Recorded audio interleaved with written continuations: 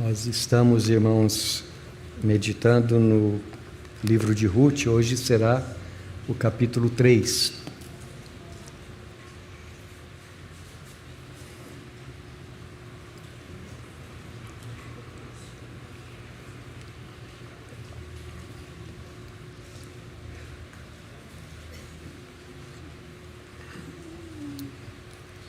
Ruth, a respeito de quem estamos meditando nos últimos 2 domingos, era natural da região de Moabe, país que ficava a leste do reino de Judá, no sul de Israel. E o livro começa contando para nós a respeito da família de um homem chamado Elimeleque, casado com Noemi, que tinha 2 filhos, Malom e Quilion.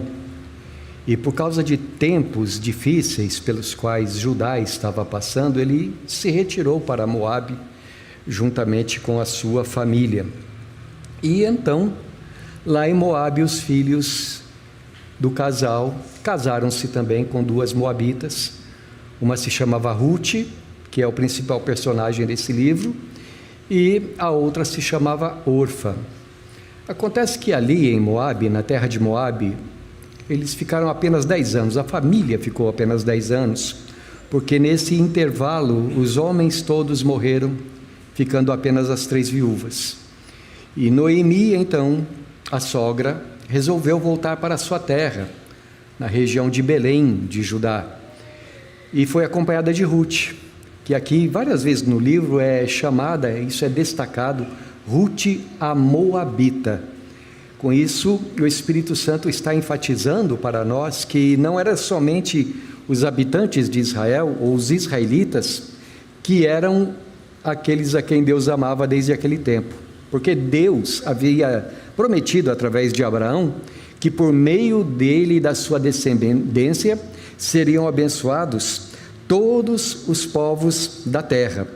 E ali, quando Noemi e Ruth voltam para casa, ali elas foram muito abençoadas. O livro continua dizendo para nós que em Belém, Ruth conheceu um parente de Elimeleque e casou-se com ele, e eles tiveram um filho. Boaz era o nome desse homem com quem Ruth se casou. Tiveram um filho chamado Obed, que teve um filho chamado Jessé, que teve um filho chamado Davi, que foi rei de Israel, que foi ancestral do nosso rei, o Senhor Jesus Cristo. Bem, irmãos, no capítulo de número 2 fala sobre como eles se conheceram. De acordo com as leis de Israel, se alguém de alguma família se tornasse empobrecido, e por causa da sua pobreza tivesse que se vender como escravo, ou tivesse que hipotecar suas terras, ou vender suas terras, deveria o parente mais próximo da família, que pudesse tirar o pobre daquela situação, deveria ir então e com os seus recursos resgatar aquele que tivesse sido vendido como escravo, ou aquele que estivesse cheio de dívidas, ou a terra que tivesse sido hipotecada, ou a terra que tivesse sido vendida. O parente mais chegado que tivesse recursos deveria fazer isso. E conta para nós o capítulo 2, então, que quando elas chegaram em Belém, Ruth foi trabalhar para se sustentar e sustentar a sua sogra, e aconteceu dela ir trabalhar justamente nos campos de alguém que era um parente chegado da família. Quando ela chegou em casa contando para Noemi onde ela tinha ido trabalhar, para quem ela tinha ido trabalhar, Noemi ficou muito feliz e disse: olha, Deus não se esqueceu de nós, porque esse homem para quem você foi trabalhar, para Boaz, ele é resgatador da nossa família, ele é um parente chegado. Na verdade, ele era parente chegado de Elimeleque, mas como Noemi havia se casado com Elimeleque, tornou-se parente chegado dela também. Então embora ele não fosse o mais próximo, como a gente vai ler aqui no capítulo 3, era uma pessoa que podia tirar a família daquela situação. Bem, na semana passada, então, a gente meditou como foi que eles se conheceram. E o texto do capítulo 2 diz que Ruth trabalhou para Boaz até o final da colheita da cevada e do trigo. Isso quer dizer mais ou menos uns 3 meses. E aí chegou o tempo em que agora a colheita já feita toda ela, eles deveriam separar os grãos da palha, da casca, tostar os grãos e aí para que eles pudessem ser armazenados. Hoje nós vamos ler a respeito do que aconteceu nesse tempo em que eles iriam cuidar ou separar os grãos da palha. Nós vamos ler aqui a respeito do dia que Ruth pediu Boaz em casamento, ou melhor, do dia que ela pediu que ele se casasse com ela, resgatando assim a família. Então vamos ler, meus irmãos. Disse-lhe Noemi, sua sogra: minha filha, não hei de eu buscar-te um lar para que sejas feliz? Ora, pois, não é Boaz na companhia de cujas servas estiveste, um dos nossos parentes? Eis que esta noite a limpará a cevada na eira. Banha-te e unge-te, e põe os teus melhores vestidos, e desce à eira. Porém não te des a conhecer ao homem, até que tenha acabado de comer e beber. Quando ele repousar, notarás o lugar em que se deita. Então chegarás, e lhe descobrirás os pés, e te deitarás. Ele te dirá o que deves fazer. Respondeu-lhe Ruth: tudo quanto me disseres, farei. Então foi para a eira e fez conforme tudo quanto sua sogra lhe havia ordenado. Havendo, pois, Boaz comido e bebido, e estando já de coração um tanto alegre, veio deitar-se ao pé de um monte de cereais. Então chegou ela de mansinho, e lhe descobriu os pés, e se deitou. Sucedeu que pela meia-noite, assustando-se o homem, sentou-se, e eis que uma mulher estava deitada a seus pés. Disse ele: quem és tu? Ela respondeu: sou Ruth, tua serva. Estende a tua capa sobre a tua serva, porque tu és resgatador. Disse ele: bendita sejas tu do Senhor, minha filha. Melhor fizeste a tua última benevolência que a primeira, pois não foste após jovens, quer pobres, quer ricos. Agora, pois, minha filha, não tenhas receio. Tudo quanto disseste eu te farei, pois toda a cidade do meu povo sabe que és mulher virtuosa. Ora, é muito verdade que eu sou resgatador, mas ainda outro resgatador há mais chegado do que eu. Fica-te aqui esta noite, e será que pela manhã, se ele quiser te resgatar, bem está, que te resgate. Porém, se não lhe apraz resgatar-te, eu o farei, tão certo como vive o Senhor. Deita-te aqui até amanhã. Ficou-se, pois, deitada a seus pés, até pela manhã, e levantou-se antes que pudessem conhecer um ao outro, porque ele disse: não se saiba que veio mulher à eira. Disse mais: dá-me o manto que tens sobre ti e segura-o. Ela o segurou, ele o encheu com 6 medidas de cevada e lhe o pôs às costas. Então entrou ela na cidade. Em chegando à casa de sua sogra, esta lhe disse: como se te passaram as coisas, minha filha? Ela lhe contou tudo quanto aquele homem lhe fizera, e disse ainda: estas 6 medidas de cevada ele mas deu e me disse: não voltes para a tua sogra sem nada. Então lhe disse Noemi: espera, minha filha, até que saibas em que darão as coisas, porque aquele homem não descansará, enquanto não se resolver este caso ainda hoje. O tempo da colheita havia terminado e agora era a hora de debulhar e de armazenar os grãos. E Noemi começou a ficar preocupada mais uma vez com o futuro de Ruth. Mas ela tinha no seu coração algo que poderia ser a solução. E ela disse então para sua jovem nora: minha filha, eu preciso buscar um lar para você, para que você seja feliz. Então, nós vamos fazer assim: Boaz é teu parente. Hoje ele virá para a eira para trabalhar na separação dos cereais, E quando chegar a noite, ele vai dormir na própria eira, que era o espaço onde eles faziam esse trabalho, para descansar. O que você vai fazer? Você vai se banhar, vai colocar as suas melhores roupas, vai se perfumar e vai para a eira também. Mas não deixa que ele saiba que você está lá. Quando ele estiver descansando, então você vai, descubra os pés dele e deite-se aos pés dele. Ele vai dizer para você o que você deve fazer.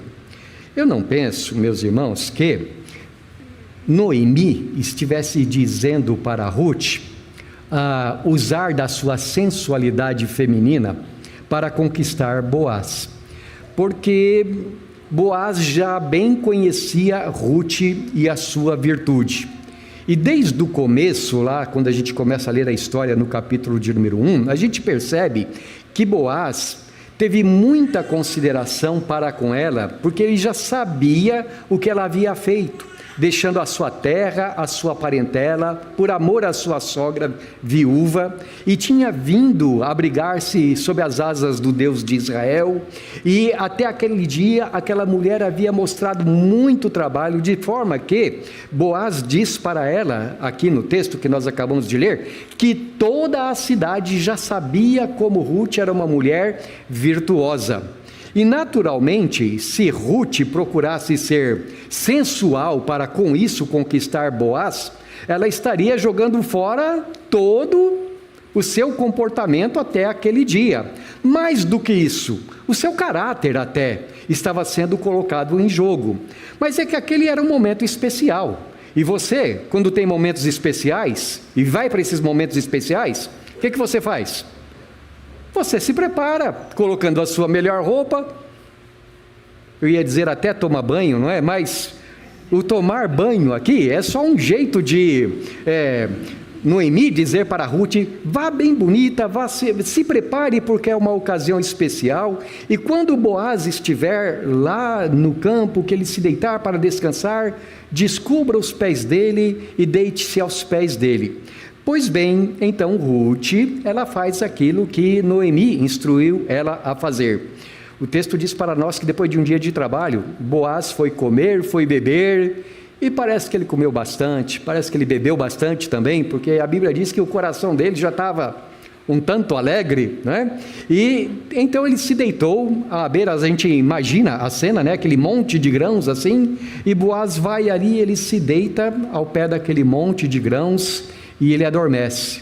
Ruth vem de mansinho, na ponta dos pés, faz conforme Noemi havia dito.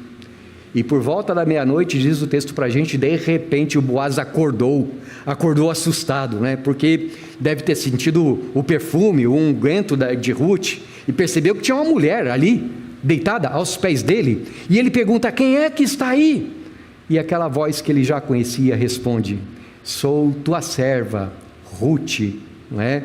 E faz um pedido para ele: estende a tua capa sobre mim, porque tu és resgatador. Nós não sabemos, meus irmãos, se todos os compromissos de casamento naquela época eram feitos segundo este ritual. Mas nós sabemos que era exatamente isto que ela estava pedindo para ele, quando ela pede: coloque ou estende a tua capa, o teu manto, sobre mim. Há uma passagem bíblica muito bonita, lá no profeta Ezequiel, embora seja uma passagem triste, porque ali Deus está falando a respeito da infidelidade de Jerusalém para com ele, mas nessa passagem lá de Ezequiel, o Senhor Deus, ele descreve algo bastante parecido. Eu peço que você, por favor, abra lá em Ezequiel capítulo 16, nós iremos ler o versículo de número 11. Como eu disse para vocês, é uma passagem muito bonita, mas ao mesmo tempo triste, porque é um lamento de Deus em relação à cidade de Jerusalém. E Deus diz aqui para a cidade, ele fala assim: passando eu por ti, eu disse o versículo 8 também, talvez tenha que começar um versículo antes, um pouquinho. Isso. Passando eu por junto de ti, vi-te, e eis que o teu tempo era tempo de amores. Estendi sobre ti as asas do meu manto, e cobri a tua nudez. Dei-te juramento, e entrei em aliança contigo, diz o Senhor teu Deus, e passaste a ser minha. Eu acho lindo demais a maneira como Deus fala aqui com a cidade de Jerusalém. Passei por você, e eis que você estava no tempo de namorar, estava no tempo de casar. E o que eu fiz? Eu fiz uma aliança, eu fiz um juramento através do qual eu fiz uma aliança contigo. Eu coloquei o meu manto sobre ti, cobri a tua nudez, e a partir dali você foi minha. Isto é a linguagem do casamento que Deus está usando aqui. Ora, quando Ruth fala para Boaz, joga o teu manto sobre mim, é isso que ela está pedindo para ele. Seja o meu protetor, seja o meu marido, seja o meu resgatador. E o que Boaz responde? Bendita sejas tu do Senhor, minha filha. Melhor fizeste a tua última benevolência que a primeira, isto é, a primeira foi de cuidar da sua sogra, pois não foste após jovens, quer pobres, quer ricos. Agora, minha filha, não tenhas receio, tudo quanto disseste eu te farei, pois toda a cidade sabe que és mulher virtuosa. Quer dizer, as palavras de Ruth não se limitaram a dizer para ele, joga o teu manto sobre mim, mas ela explicou toda a situação, e depois lá no capítulo 4, a semana que vem, a gente vai ver como Noemi tinha um terreno que ela precisava vender, e alguém da família precisava comprar, para tirar elas daquela situação. Então ele diz assim, olha, do jeito que você pediu, é o que eu vou fazer, não tenha medo. É verdade, ele continua dizendo, que eu sou resgatador, mas ainda outro há mais chegado do que eu, quer dizer, tem um parente mais próximo, e se ele quiser te resgatar, tudo bem, mas se ele não fizer isso, eu vou fazer o que você está pedindo. Também a gente vai ver no capítulo 4 que Boaz fez como prometeu, mas quando a gente olha para o capítulo de número 3, meus irmãos, como a gente fica admirado de ver o comportamento destas três pessoas de Deus. Noemi, por causa da sua sabedoria, a virtuosidade de Ruth e a responsabilidade de Boaz. Todas essas coisas mostram para nós a nobreza de caráter dessas pessoas. E Boaz, uma vez que ele é resgatador, é com certeza, no Antigo Testamento, uma figura ou um tipo do próprio Jesus que deu a sua vida em resgate pelos nossos pecados. Me parece que em Ruth, então, sendo assim, em Ruth, essa mulher virtuosa, nós também podemos ver uma figura da igreja de Jesus, que no dia do casamento será apresentada como uma noiva perfumada, vestida de vestiduras brancas, pura, santa, incorruptível, para o seu noivo, que é Jesus, inocente. Mas hoje eu quero convidar os irmãos para nós olharmos um pouco mais de perto para Boaz, o homem. Nós podemos dizer que, pelo fato de Boaz ser um homem temente a Deus, em muitos aspectos, ele não é somente um tipo de Jesus Cristo, mas ele é alguém verdadeiramente parecido com Jesus. E eu gostaria de destacar com os irmãos, ou para os irmãos, aqui a maneira como ele reage diante do pedido de Ruth, quando ela pede, seja o meu resgatador. No capítulo de número 2, a gente já viu algumas características de Boaz. A gente viu, por exemplo, a sua gentileza, o seu temor do Senhor, a maneira como ele honra aqueles que trabalham para ele. Mas agora, no capítulo de número 3, a gente vai destacar algumas características mais. Primeira delas que eu quero destacar: Boaz era um homem responsável. Eu acho que o irmão Genésio lembra daquele tempo, quando a gente era menino, que tinha uma frase que dizia assim: homem com H maiúsculo. O que a gente queria dizer com isso? Homem com H maiúsculo. Responsabilidade. Era a primeira coisa que a gente queria dizer. E Boaz, a gente pode também dizer, era um homem com H maiúsculo. Era um homem responsável naquilo que fazia. No capítulo de número 2, nós ouvimos que quando Noemi soube para quem Ruth estava trabalhando, ela disse assim: bendito seja Deus que não se esqueceu de nós, nem os vivos, nem os mortos, não deixou de nos abençoar. Uma referência óbvia, é claro, não no sentido de que os mortos estavam sendo abençoados, mas a família dos mortos estava sendo abençoada, né? Agora, no capítulo de número 3, então, quando Ruth, instruído por Noemi, sabe que ele é resgatador da família, ela vai e pede que ele se case com ela, pois ele é alguém que pode redimi-las.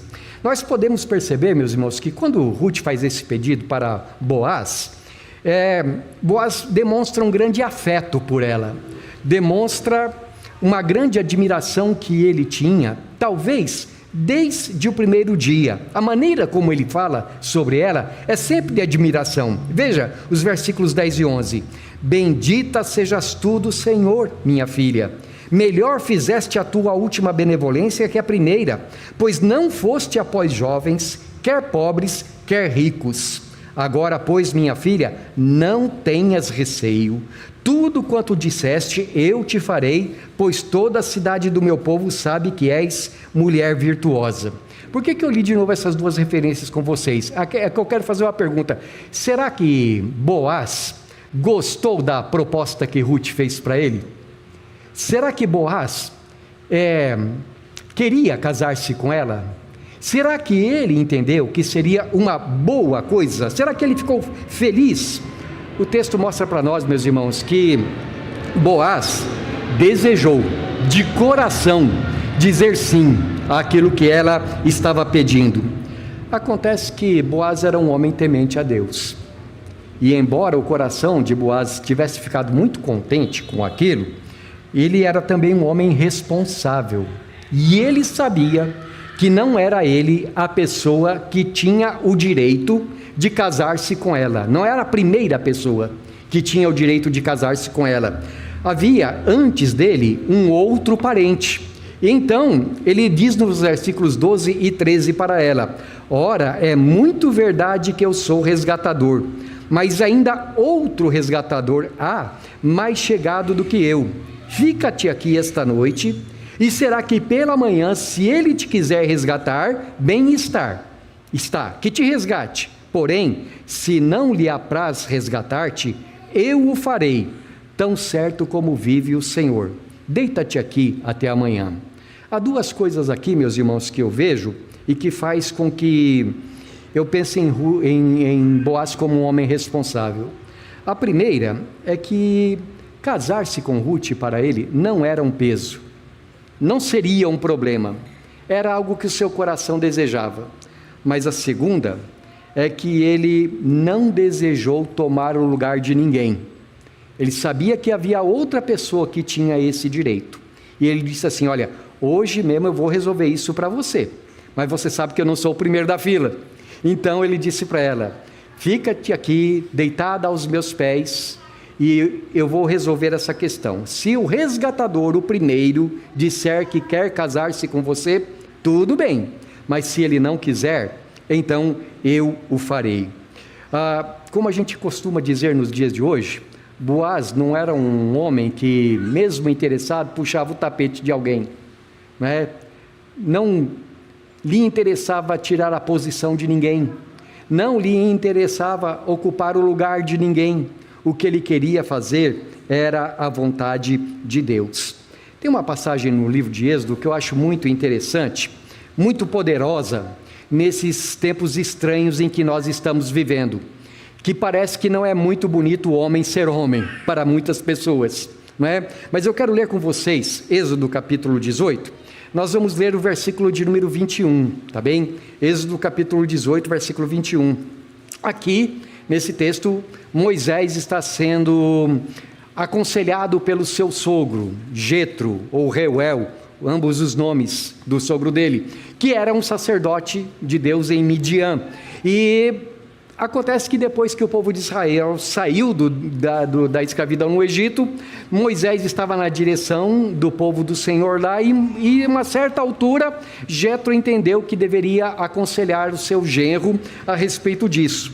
Então, no versículo de número 21, Jetro diz assim para Moisés: procura dentre o povo homens capazes, tementes a Deus, homens de verdade, que aborreçam a avareza, põe-nos sobre eles por chefes de 1000, chefes de 100, chefes de 50 e chefes de 10. E aí Moisés segue dizendo que eles deveriam fazer o trabalho de juízes em Israel.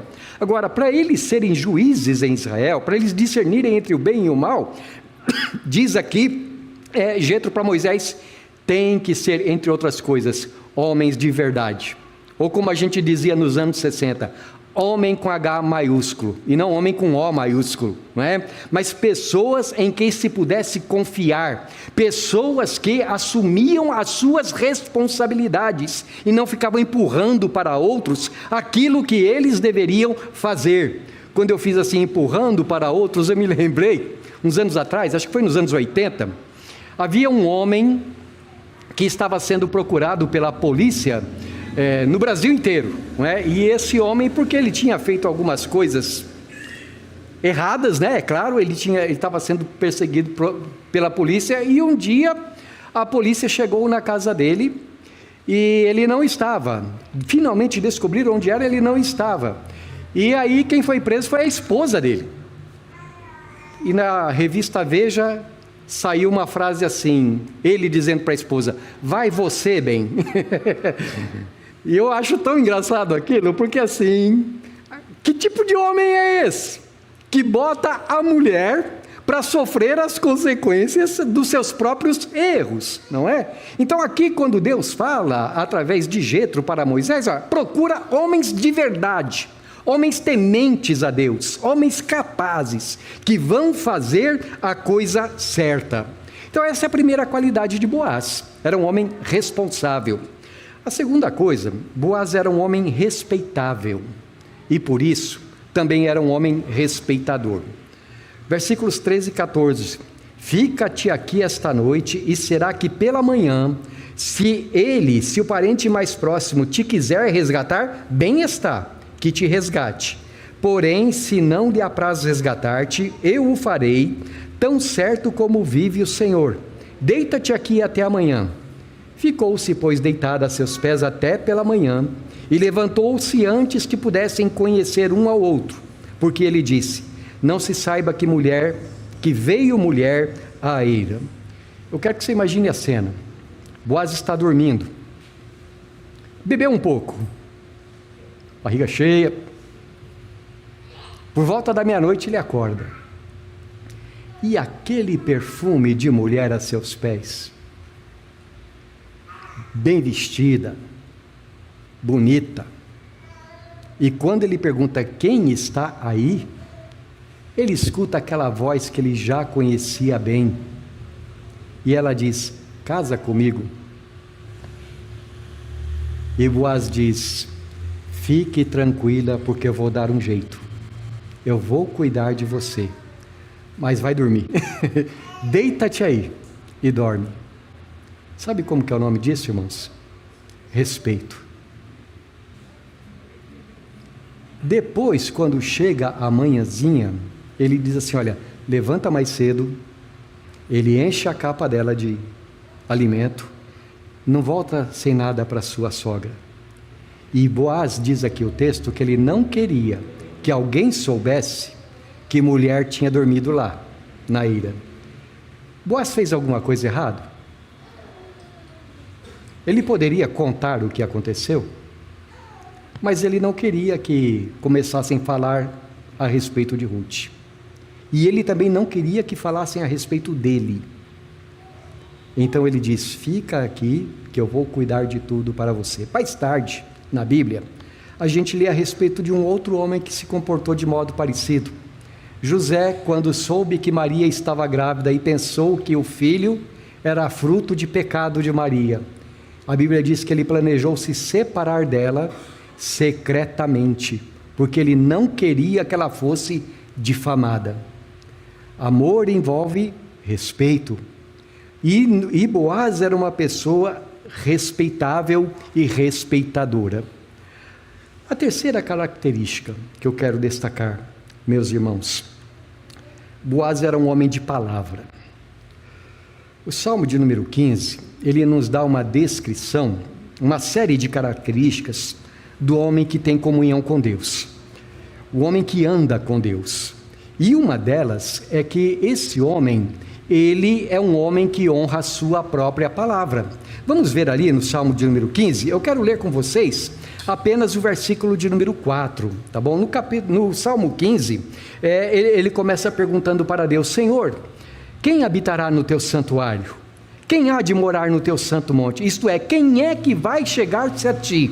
Quem é que vai ter comunhão contigo? E ele começa a descrever como é que é o homem que tem comunhão com Deus. Ele vive com integridade, ele pratica justiça, ele fala a verdade, ele fala de coração, ele não difama com a sua língua, não faz mal ao seu vizinho, ao seu próximo, não lança injúria contra o seu próximo, ele menospreza aqueles a quem Deus reprova. E quando chega no versículo de número 4, a última parte do versículo 4, ele diz assim: o que jura com dano próprio e não se retrata. O que significa isso? Jurar com dano próprio e não se retratar. Eu vou ler para os irmãos algumas outras versões da Bíblia, tá bom? A nova tradução da linguagem de hoje diz assim: ele cumpre o que promete, mesmo com prejuízo próprio. A Almeida 21 diz assim: ele não volta atrás, mesmo que jure com prejuízo. A versão fácil de ler diz assim: ele cumpre o que promete, ainda que tenha que se sacrificar para fazer isso. E a NVI diz: mantém a sua palavra, mesmo quando sai prejudicado. Eu acho que eu não preciso citar outras traduções, outras versões. A gente entende bem o que ele está dizendo. O homem que teme a Deus, ele falou. E de novo, como é que se dizia antigamente? Homem de uma palavra só. Ou como disse Jesus: seja o teu sim, sim, o teu não, não. Não seja uma pessoa que uma hora fala uma coisa e depois faz outra, que uma hora fala uma coisa num determinado lugar e depois fala outra em outro lugar. Não, Boaz era uma pessoa que, olha, hoje mesmo eu vou tratar disso para você.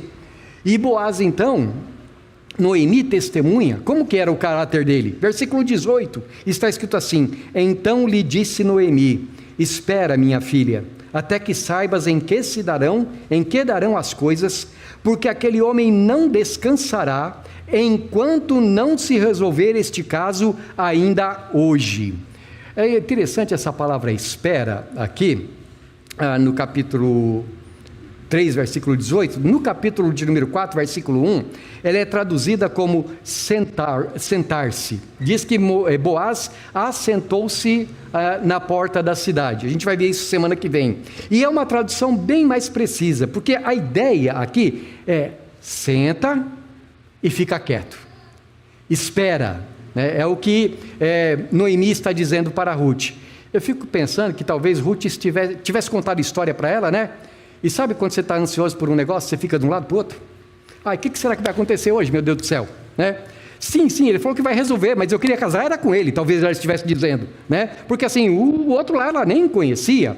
E então Noemi diz para ela: espera, minha filha, para ver o que vai acontecer hoje. Porque uma coisa eu posso te garantir: esse homem não vai sossegar enquanto ele não resolver isso para você.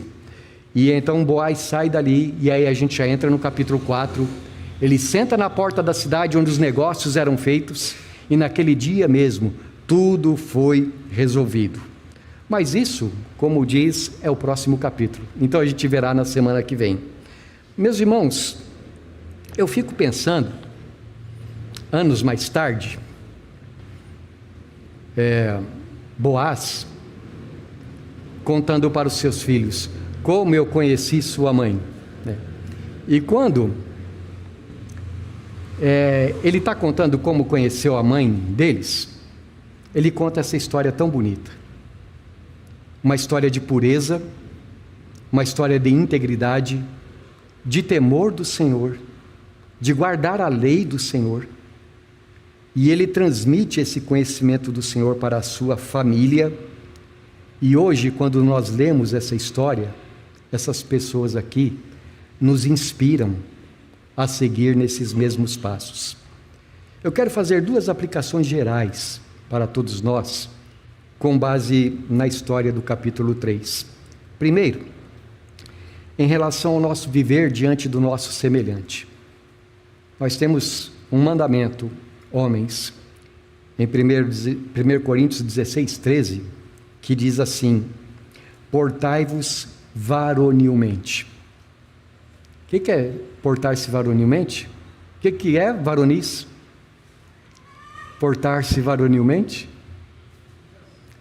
Portem-se como homens, não é? É claro, meus irmãos, que quando Paulo escreve isso, ele não estava presumindo que os homens para quem ele estava escrevendo não eram homens de verdade.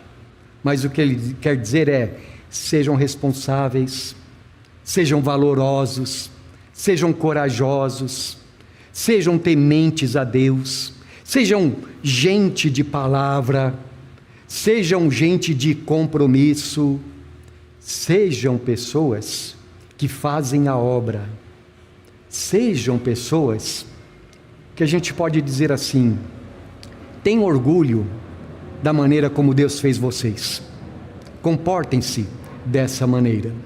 Essa é a primeira lição que eu gostaria de destacar. Mas em relação ao nosso viver com Deus, o que nós podemos aprender aqui?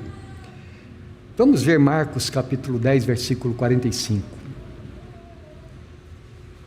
Então, neste sentido, portai-vos varonilmente, sejamos como Boaz. Mas vejam Marcos 10, 45. Pois o próprio Filho do Homem não veio para ser servido, mas para servir e dar a sua vida em resgate por muitos. É por isso que eu não cesso de falar que Jesus Cristo é o nosso resgatador. Ele veio para nos libertar, Ele veio pagar as nossas dívidas, e nesse aspecto nós precisamos ser como Ruth. O que Ruth fez em relação a Boaz? Seja o meu resgatador. E nós precisamos dizer para Jesus: sê o meu resgatador, coloca sobre mim as tuas asas, estende o teu manto sobre mim, e deixar que Jesus seja aquele que nos mantém, aquele que nos sustém, o marido da nossa alma. Que assim seja, para o louvor e glória do nosso Senhor Jesus Cristo.